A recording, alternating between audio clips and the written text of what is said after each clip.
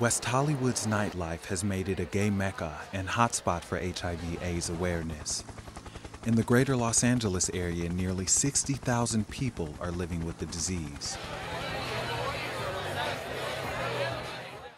White men are winning the war on HIV, and men of color, particularly black men and Latino men, are still getting high infection rates. Color in Common is a Hollywood-based youth group that promotes healthy living in the LGBTQ community. Dale Madison is the program coordinator. We're trying to make these better leaders that can become impactful in their community so that they, in turn, send off a subliminal message. If you love yourself, you protect yourself, and you won't put yourself at risk. At 56, Dale's personal crusade has been to defeat AIDS through education, since seeing it begin to spread over 30 years ago. Part of one of the many reasons why men of color get in risky situations is, a lack of self-esteem. I think self-esteem has a very big component in dealing with all this. Because if you have low self-esteem like I did, you will do anything. Sex can be a very positive thing, and we have to have positive attitudes about it.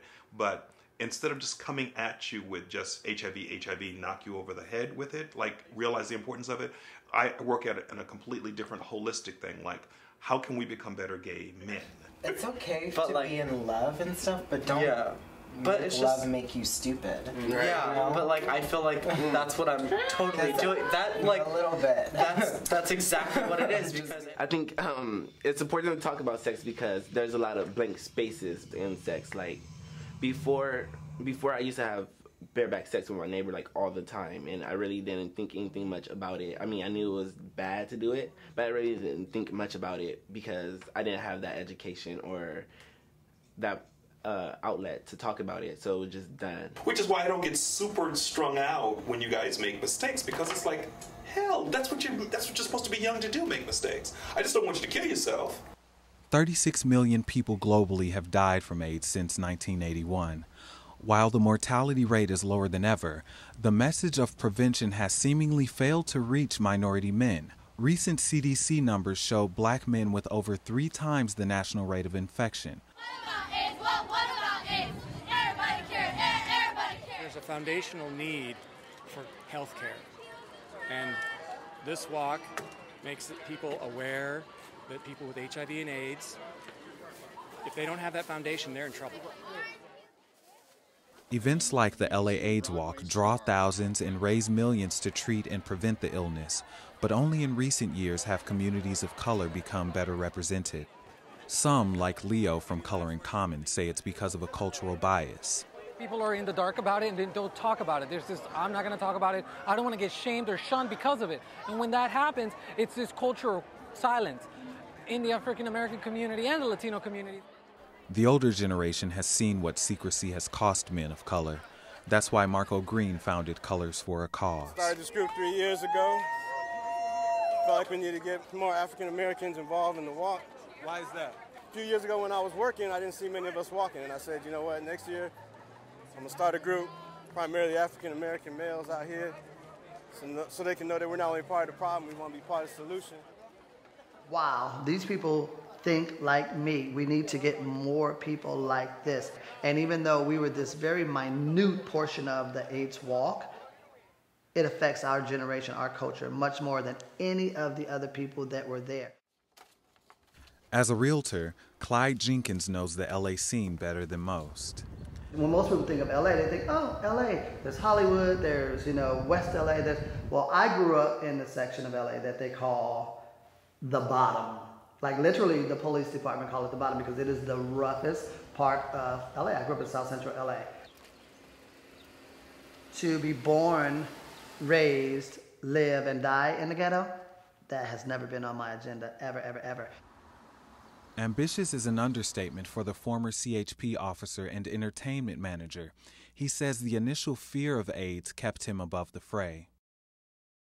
When it came out for me at the age of 15, 16 years old, there was no known treatment on the horizon of it. It was a death sentence. Today, these kids look at HIV as if, oh yeah, I just got to take a Flintstone vitamin and I'm done. It's not like the images that I saw when it first came out, to see somebody with Kaposi sarcoma, to see the spots, to, you know, hear that somebody's got the cough or pneumonia. I remember people taking just hundreds of pills, and every time you walked around, look, oh, that person's gay because they had the big stomach. Oh, that person's gay because they had the sunken face. Oh, that person's gay because they had the spots, lesions all over their skin.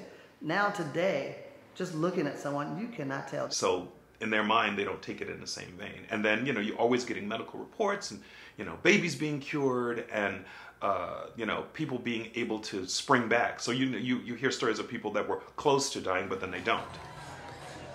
Medical progress and social change combined with new technology like dating apps have made casual sex almost too easy.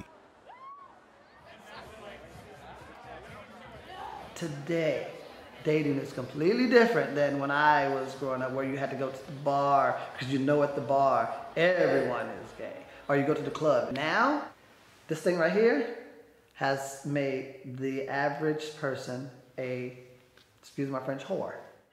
We're so quick in the gay life to call ourselves whores, but remember the difference in gay life and straight life.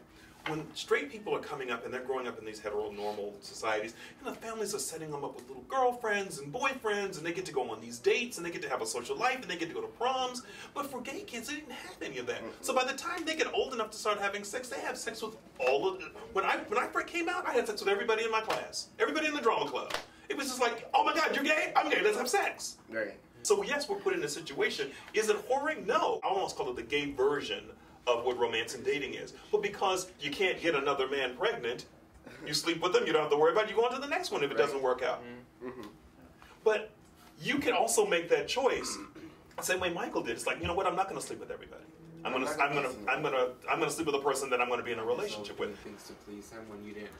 No. I came from like a very homophobic community, so I internalized like a lot of my homophobia and a lot of my transphobia and like even my biphobia now because I'm dating someone who's bisexual. I've become so socially conscious being in this group. As cliche as it sounds, like we are a color in common and we do talk about a lot about HIV and STD prevention, but being a gay man of color just doesn't have to do with having sex. But unprotected sex remains the top cause of HIV transmission, so Dale prioritizes prevention. We were at a health fair a couple of weeks ago, and this old Asian lady went past our table, and we had a color in common banner, all the rainbow colors. We had the dildos out, and we had condoms. You know, we were doing demonstrations. She did the old Fred Sanford. She grabbed her chest, like, you know, this is disgusting, and what do you think you're doing? And I said, God bless you, sister. God bless you, because one day you'll understand. But I'm out here saving lives, so you need to get out of my way. And she just stormed off. But you know, my attitude is that I don't give a good fuck about your feelings about me, because I have a mission I got to do. I got to save some lives. So if you're not helping me, then just get out of my way. I'm not here to try to convince you, because you're going to be on your own mission. And somebody else got to save you. I got these kids over here that I got to save. I forgot how emotions work.